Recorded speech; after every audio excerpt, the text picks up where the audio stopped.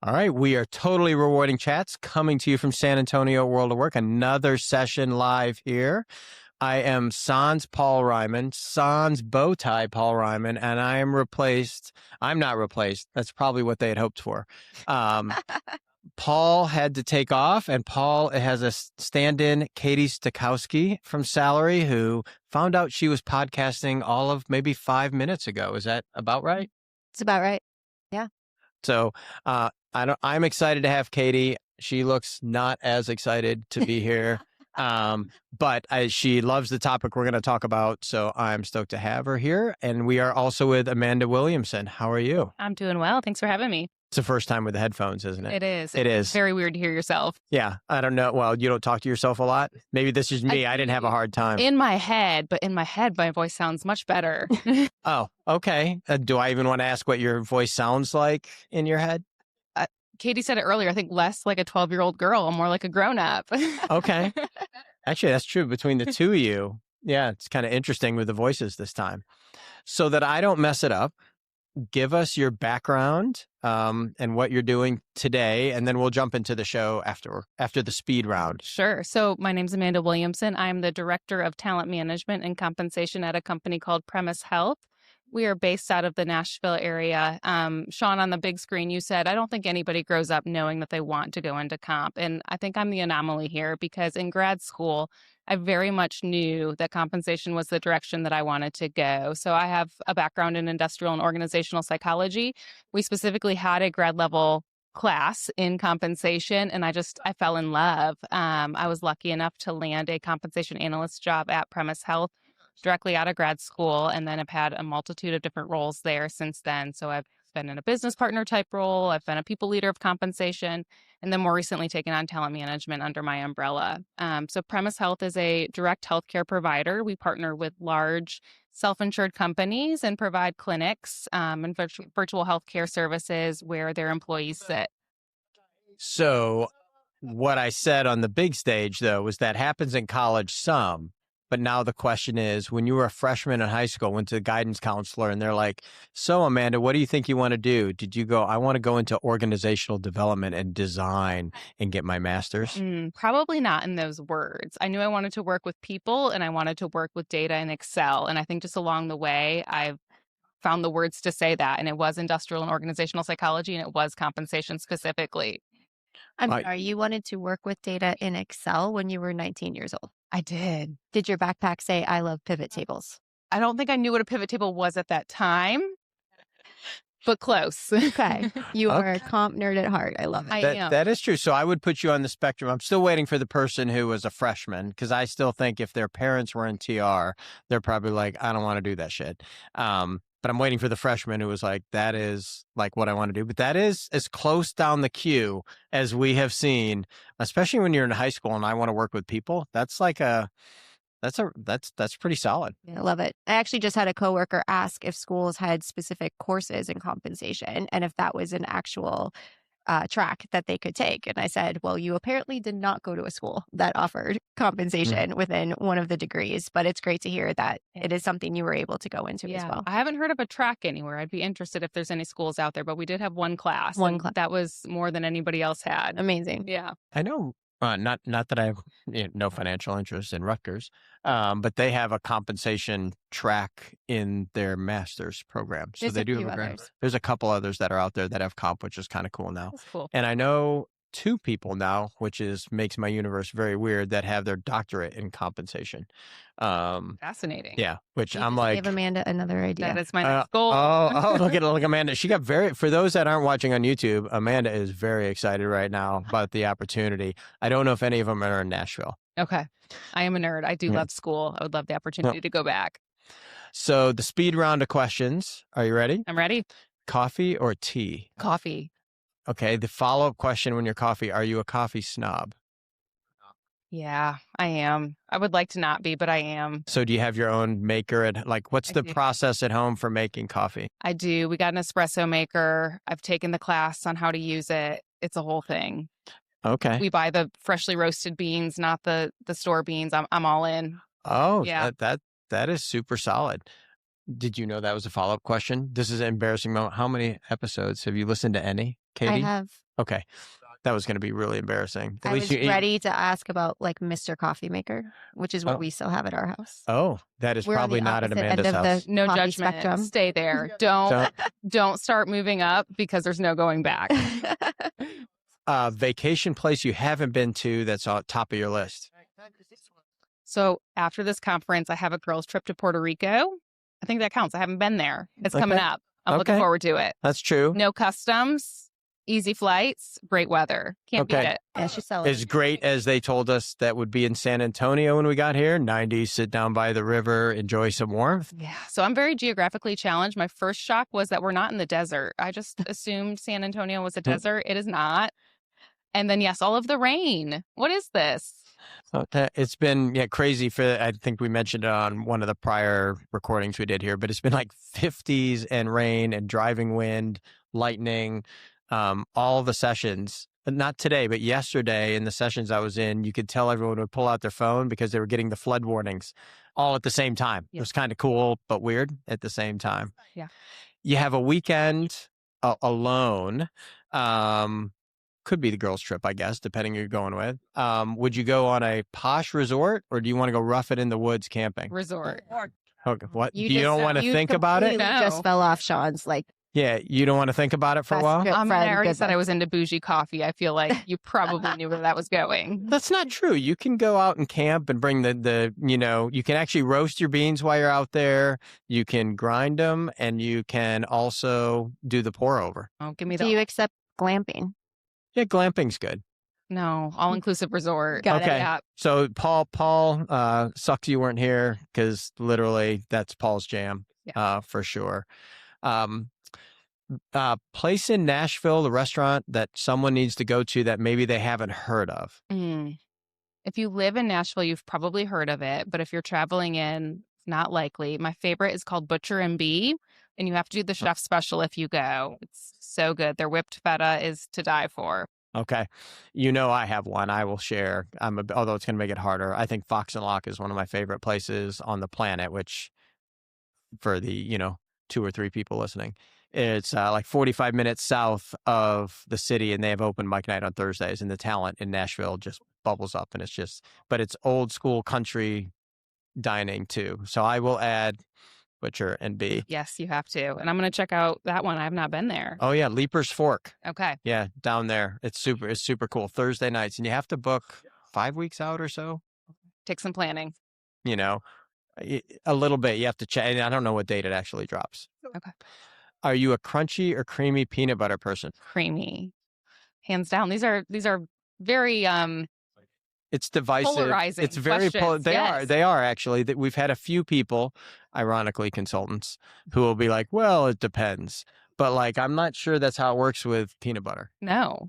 Absolutely not. And in my household, we all have our own jar of peanut butter. Oh. I've got 4 kiddos, and so we all have our own jar of peanut butter that the spoon can go in.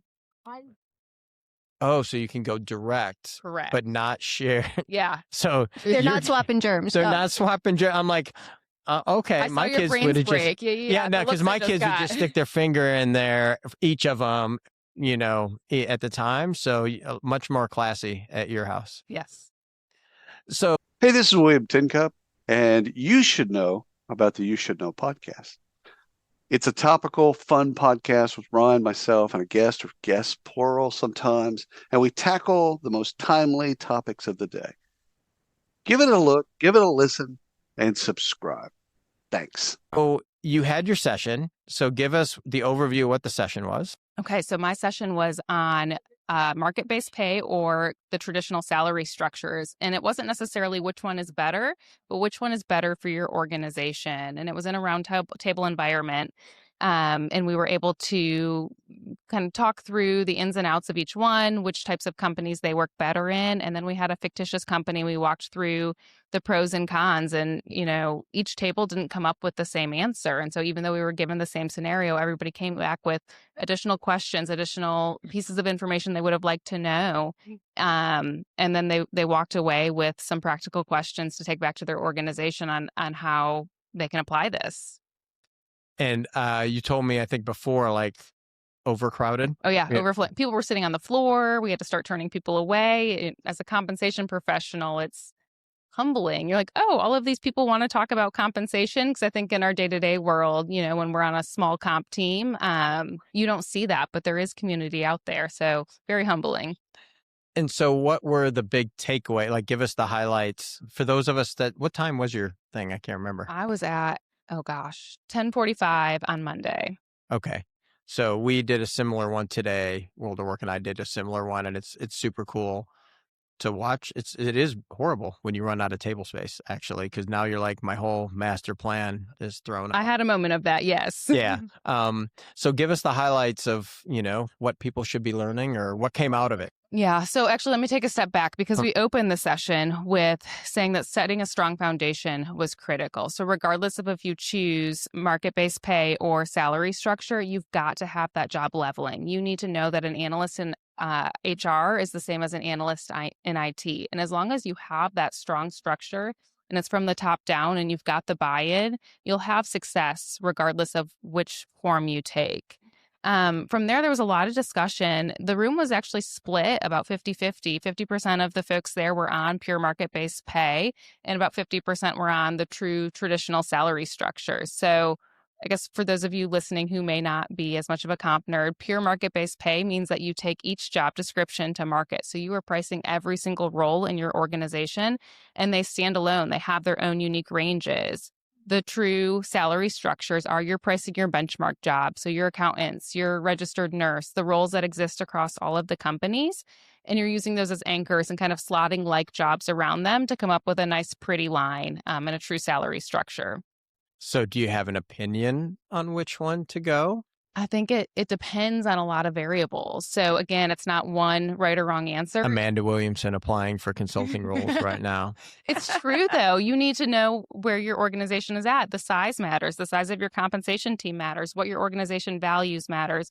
Whether it's attracting top talent and responding with speed, or is it creating clear career paths and mitigating risk. And depending on those answers, your outcome may be different.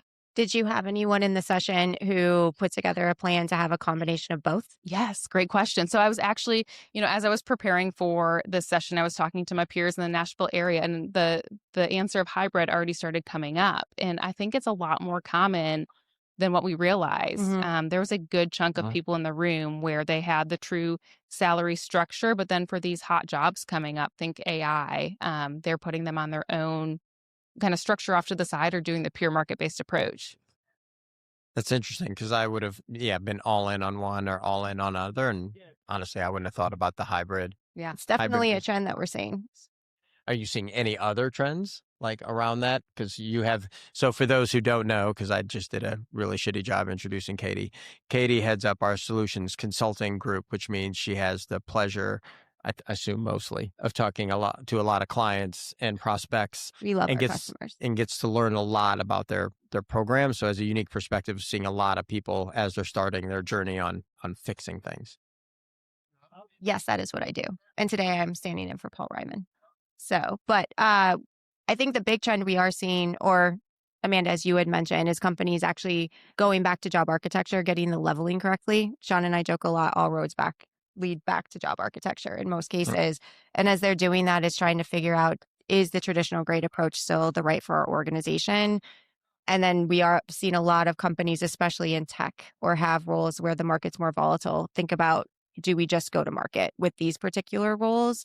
And then you have kind of a combination I've seen, and it's hard to articulate, where it's almost individual market ranges within what you would have before called a broad band. So it's almost forcing the market ranges into the conformity of a broad band. But the reality is you're still taking those jobs to market, but you still want to see somewhat of the pretty line. So we've seen that come up because I think part of it is just comfort.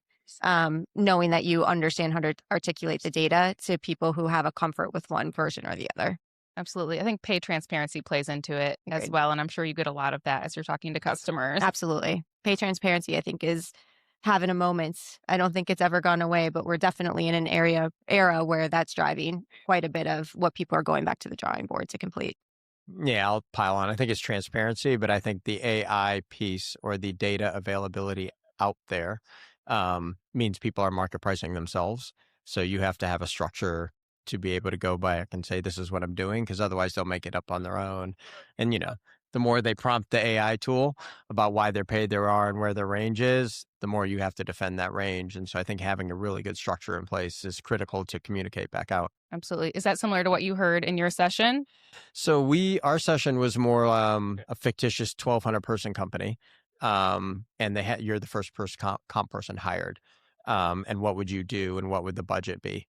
And it is interesting over, what are the top 3 things you're going to do, et cetera, job architecture, and then having a pay philosophy lines up, which is, I don't know if pay philosophy came up, like where do we want to pay and what do we want to do? Because I'm not as educated as you guys, nor do I want to go back to school. I quote Cheshire Cat a lot, which is, if you don't know where you're going, all roads will lead you there. And so I think being able to get where you want to go, you've got to have, you guys all call it your job architecture and the foundations. I simply say getting your shit together on that stuff, because then you can build what you want to do on top. And that seemed to bubble up a lot, always in one way or another going back, which is good to see, because I think there's a lot of new cool stuff out there and people get wound up on that. And then they don't have their structures in place or they don't know what they're doing. And then it falls apart. Absolutely. Yeah. So it was good. I mean, I don't know, it's probably moderated better in your session than mine, would be my guess, or at least more professionally. I'm 100% certain. So where would you tell people if they're like trying to figure out where to start in figuring out which method to use and what's appropriate? Do you have kind of a cheat sheet or a couple things where if people were like, okay, maybe I should go evaluate this, where do I start? We do. So we partnered with salary.com to create some cheat sheets and some takeaways. The first one, I'm going to point back to job architecture. I would start there. We created a cheat sheet of kind of a 5-step of how you get there. So first, identify your stakeholders. Where do they want to go? Is this an HR-driven initiative, or do you have the C-suite bought in? And the answer to that is going to drive a lot of your other decisions. I think it's also important to know up front how transparent you're going to be with this. Are you going to release this information to everyone in your organization? Is it just budget owners so they can use it as they are building out their teams? Is it VP level and above? Is it a tool for HR behind the scenes? You got to get all of that squared away first. From there, you've got to assess where you're at. So did you just go through M&A activity and you're left with kind of the alphabet soup of job titles and you've got to do cleanup? Are you a 50-year legacy company and you've got folks who have been in job titles for years and years and years, and you've got all of these grandfather legacy exceptions? All of that's important to know up front. From there, you can start digging in and collecting the data. So sit down with your stakeholders, start interviewing people across the company. What does it mean to be an analyst in one area? How do you know when an individual contributor is ready to move to a senior individual contributor? How do you know when they're ready to take on people leadership roles? What types of responsibilities are they okay delegating to a manager? Are you comfortable with your directors making these kinds of decisions? If not, at what level are you comfortable? And so getting all of that information. I think now we have AI. When I did this project, we didn't. And so you can feed all of that through and say, show me the commonalities. Where do I have discrepancies? And then point back to bullet point 1. How much consensus do we need to really roll this out? Do I need to go back to all stakeholders and say we need consensus across the board? Is this an HR activity and I'm going to make the best decision I can with the information I have? And then realizing that it's a living, breathing document and that this can't sit stale forever. So identify how quickly your company is growing and on what frequency you want to review it. So that's the job leveling piece. From there, I think you can practically take that and look at your organization and ask the question, what do folks value? Are you guys in growth mode and do you need to move really quickly? Is attracting top talent kind of a key priority of your executives? And if that's the case, market-based pay may be best for you. Again, depending on the size of your company and comp team and if you've got the bandwidth to manage that. If you are very risk adverse and you value a lot of transparency, salary structures may be better for you. And so it's really just gathering the information and then taking a step back and doing what's right for your specific organization. Where do you feel the change management falls in? Was that any topic that got brought up on the session, knowing that if you do pivot or change or implement from scratch, there's certainly the component of how do we now help people understand why these jobs fall within a particular range or have a market range and use that data to again, communicate appropriately to their direct reports or throughout the organization. Yeah, we ran out of time. We didn't even come close to getting this, but I think you've got a great session for 2027. That's a good one. I mean, change management should be throughout, right? Right. If you're looping them in when you're ready to start communicating, it's too late. So I would advocate for bringing them in up front. So I just listened to all that and I was like, that shit sounds hard. So when a company's thinking of undertaking the journey, like how much time like are you thinking? And then have you seen the results out the end? I know you're going to say probably yes, but is the, juice worth the squeeze out the other end? But more importantly, like how much effort is that up front to kind of go through that? Because when you start talking about talking to every stakeholder, doing all this stuff, and I know it's been a theme, some of the sessions I emceed yesterday, there's always these great thoughts. But the one thing I know is relatively consistent is the TR or comp team is not over budgeted and overstaffed. Right. And so how do you get going on that front and what's the expectation? So in my head, it's two different discrete projects. They work together, but it's two different discrete projects. I would say the job leveling and setting up the architecture, anywhere from 1 quarter to a full year, honestly, depending on how much alignment you have from your stakeholders. Job titles tend to be an emotionally charged topic. People always want what's best for their teams, right? And so sometimes when budgets are small, job titles are given. I'm not advocating for that. It's just the reality. And then you're left with kind of these legacy or grandfathered exceptions. So depending on how much change you have, I would say anywhere from a quarter to a full year. Okay. It's interesting you say that. It is remarkably personal because if the theory is you're going to share that job description with the human doing the job, like there's almost should be a session, and maybe there was a session on dealing with job descriptions and how you actually sell that to the person doing the job. Yeah. In my session, we did joke multiple times that it was a therapy session. I think you talk to anybody in comp and you say, who struggles with job title inflation in the whole room, their hand goes up. And so it's not unique to one company. It's not unique to one industry. It's something we're all dealing with. Is there anything else from the session we missed other than, more chairs are needed, et cetera? Just what a good community we have in compensation. I think coming to these conferences, it's really eye-opening about, again, you're not on your island. We're all dealing with similar things, and just the community that's there. Can I ask? Sorry. Go ahead. Your organization, what approach do you all take? Good question. We are pure market-based pay still. Interesting in healthcare. Yes. That's wonderful. Yep. A little unique. It is. Yeah. I like it for a number of reasons for our organization. I do realize that we are in growth mode. We'll continue to be in growth mode. It is not sustainable forever. Sure. But right now it's working well and I like the approach. Well, it's great. You're managing it partially. How big is your team? So we are a mighty team of 3 people. Okay. Strong. I think that's mighty. I think that's cool though, because it means it's tenable to tackle. Yep. So you've got 3, you went through the process, you have it, you're in growth mode. So there's not a lot of get it done and move to the next project for a while. So I think it's cool that you're able to still deal with it that way with a team of 3. Thank you. Yeah.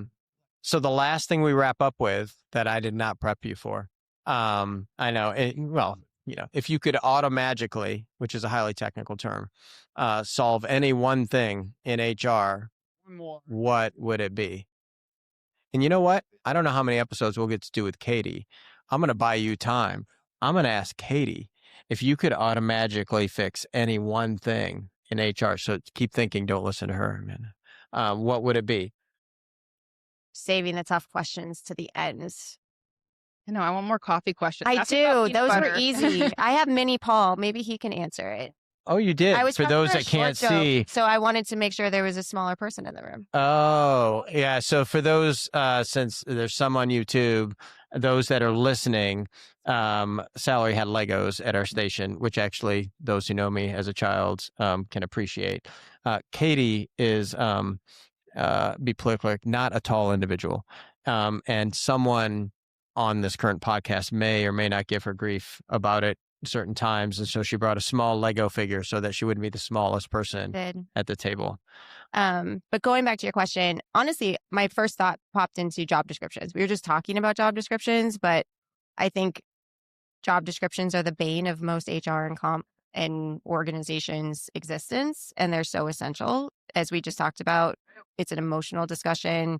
It is definitely a charged piece of how people identify with what they are bringing to the table in a company. And it's the thing that most HR and compensation professionals, I wouldn't say don't want to manage, but it's a never ending, very cumbersome process to date, even with amazing tools out there to help with it. I definitely think if there was a way to just make that process easier, I think more organizations would end up getting through an architecture, a transparency, a pay process much more swiftly. And honestly, they have a better approach to communicating and having greater transparency in what the actual role in the work and expectation is, and employees would understand as well, and how that aligns to the pay that they're receiving in their organization.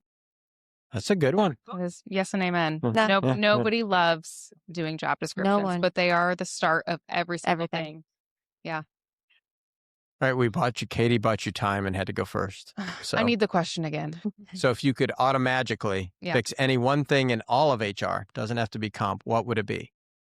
I think it would be removing the legacy perception that HR is transactional and having them be seen as a strategic partner at the table. We talk about companies growing quickly, and making sure that your talent is in place and ready to meet those future goals is critical, and that falls to HR. And so taking away that kind of legacy perception that we are paper pushers, I think would do companies wonders. I love that. Yeah, I think it's great. Give them more budget. Yeah, more budget. Well, it's funny, of all the times we've asked, never have I heard more budget. There's stuff and magically make it go away, but we've never heard more budget. I do think the stigma I talk about a lot, there's a lot to overcome. And I think doing cool things and being out there and sharing and being positive, because, the joke is, what's the first thing you think of when you have to go to HR? I'm in trouble. Yeah, nothing good is happening when you go to HR. So I think there's a stigma that you start from behind. And so there's a cool opportunity now with all the cool stuff to do it. Yeah. This has been great. Thanks so much for coming on, especially with your schedule. Really appreciate it. Thanks for having me. Thanks for having me. Katie. Yeah, thanks. Hopefully I did Paul justice. You can ask him. I will.